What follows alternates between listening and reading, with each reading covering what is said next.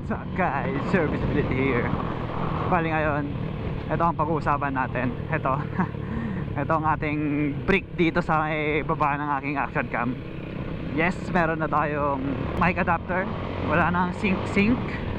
Pero ngayon, pag-uusapan natin is yung comparison ng aking recorder, saka kung paano yung quality ng ating mic adapter. So yun yung ating pag-uusapan ngayon. Bago ang lahat, ipasok natin ang intro. Okay?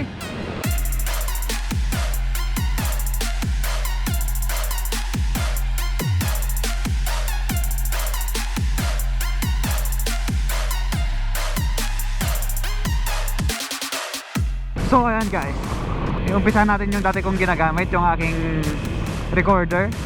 So ito siya. So itong gamit ko ngayon ay yung recorder ko.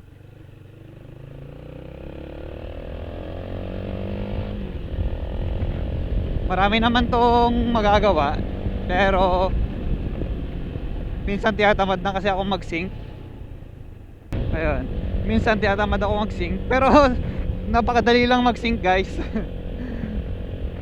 Kapag naka-built na kasi sa video mo yung audio, wala ka na masyadong inaalala, lalo na kung medyo mahaba-habang vlogs. Gaya dun sa may north loop ko, sinubukan kong mag-record, hiwala yung record sa audio at saka video ko. Every time na bababa, every time na sasakay, kailangan mag-sync. Kalaunan hindi na rin ako nag-record, kumbaga kadalasan na rin ng record ko is kadalasan ng record ko is may LTO.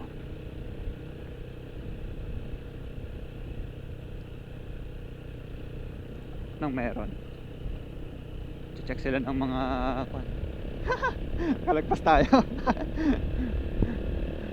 Ayun, tinamad na rin ako mag-sync. Gusto ko kasi stop and go. Pagka press mo ng record, sync na agad eh. Kaya bumili na rin ako.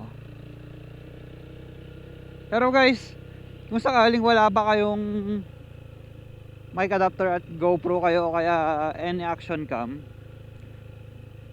maganda yung recorder guys. Marami kayong magagawa dito. Kunyari nagsushoot kayo ng video, kung gusto mo ng malinaw na audio, kailangan mo ng recorder.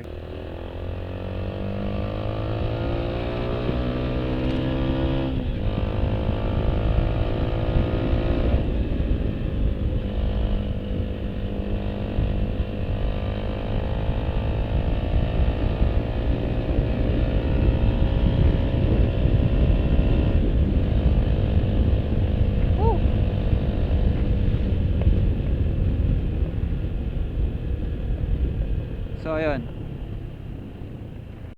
kagandahan ng ating magkaiwalay na audio at saka video. Kunyari yun nga, kunyari ito, nasarap mo yung action cam mo, hindi mo na kailangan ng napakahabang microphone para nakakonect lagi sa cam mo.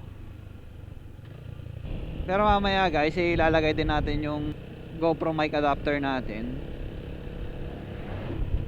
para mapag-compare natin kung ano yung sounds niya, or tsaka para makapag-adjust na rin tayo kung ano yung mga kailangan natin gawin. Pagdating kasi sa motovlogging guys, audio ang isa sa pinakamahalagang part ng isang motovlogging.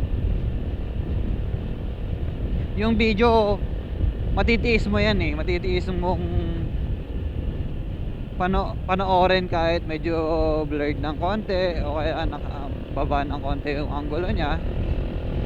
Pero kung yung audio mo garalgal o kaya masakit sa tenga, walang makakatagal yan. Kaya kailangan natin ng pinakamagandang audio kung meron man tayo, kung ano man meron sa atin. So ayun nga guys, nakita nyo naman, para sa akin ang clear ng boses ko doon. Rinig na rinig yung boses ko kahit tumatakbo na medyo mabilis. Tapos ang kagandahan pa, meron din, naririnig din yung ambient noise nya. Yun din ang nagustuhan ko sa mic recorder ko na yon. Nakokontrol ko yung output gain ng microphone ko, kung gaano kalakas o kung gaano kahina yung aking gain ng microphone. So next naman tayo, ito na gagamitin natin yung aking mic adapter. So ngayon under experiment pa lang yung mic adapter natin. Bali yung papakita ko sa inyo is yung first mic pero same helmet. Testing 1 2 3 1 2 3. So pupunta tayo, mag-check natin kung gagana tong ating bagong setup. Ito-test na rin natin yung ating ano tawag dito, mic.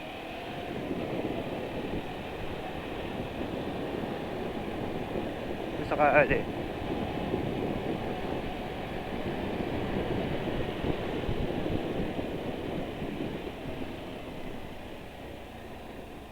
ito-test natin yung ating mic setup. Dito sa amin puro patsi-patsi yung mga semento dito, nakakainis, kaya tumatalbog-talbog ako lagi. Kaya minsan kapag nagbablog ako, parang mainginig sa boses ko, kaya ayun, nakakainis. Alright, woo!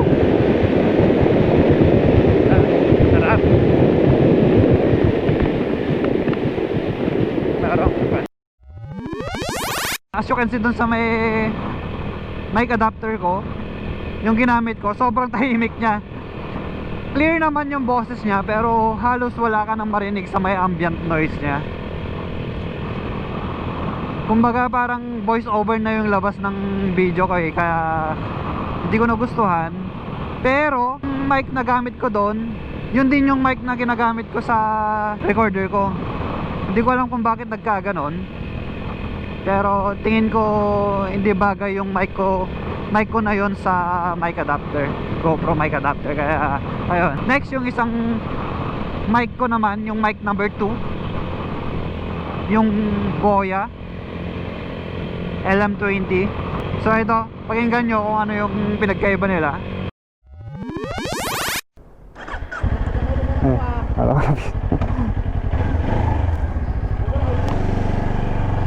Okay, let's go.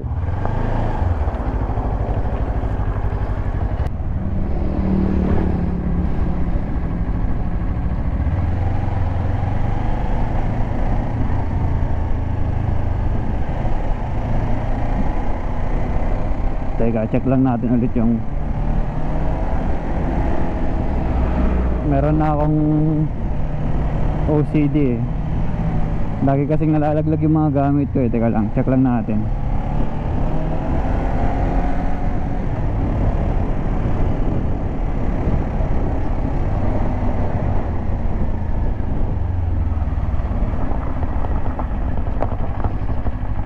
Alright, check lang natin. So nagpalit tayo ng ating mic.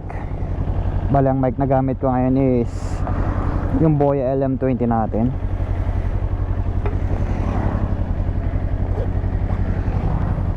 Ito. Alright, sarado naman sila lahat.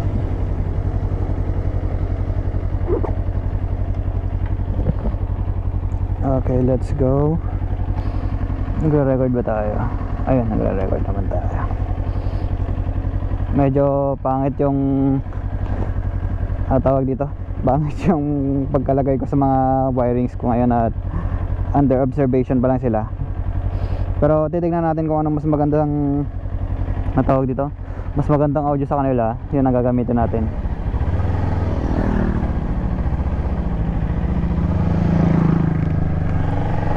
Okay, let's go. Right, straight down.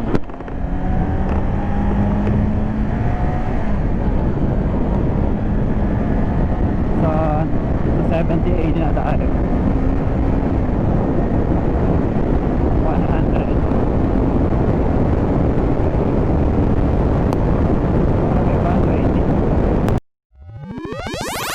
So ayun guys, nakita nyo naman yung Boya LM20 natin na mic. Maganda siya, maganda yung boses ko, rinig yung mga ambient noise, rinig din yung engine ko. Yun nga lang, kapag tumatakbo na tayo ng medyo mabilis, medyo wasak yung sound niya, medyo nababasag na siya. So yun ang problema natin sa may GoPro mic adapter. Di natin mapapababa yung gain output ng ating mic. Ngayon, nagpalit din ako ng mic ulit. Bale yung mic ko ngayon, pangatlong mic ko. Bale marami kasi akong mic. Marami akong pinagbibiling mic experiment. Kumbaga, iba't ibang company siguro to na China. Pero ayun, itong gamit ko ngayon mukhang mas okay naman kaysa sa nauna. At saka mas mababa na rin siguro yung pickup nito kaysa dun sa Boya LM20.